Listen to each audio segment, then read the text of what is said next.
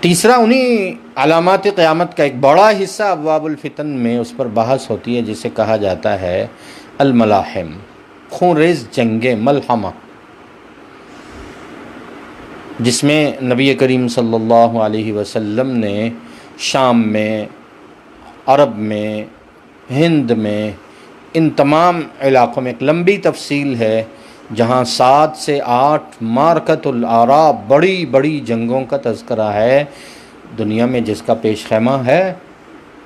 جس کا سٹیج لگ چکا ہے۔ وہ شام کا علاقہ ہو، وہ عراق کا ہو، وہ عرب کا ہو، وہ ہند کا ہو، ان سب میں جہاں جہاں رسول اللہ صلی اللہ علیہ وسلم نے ارشاد فرمایا تھا، یہ احادیث گواہ ہیں کہ وہاں سٹیج بن چکا ہے، حالات بن چکے ہیں، کیمپ بن چکے ہیں، وہاں تقسیم ہو چکی ہے۔ اب وہ جنگوں کا پیش خیمہ ہے، کب وہ رونما ہو جائیں واللہ اعلم۔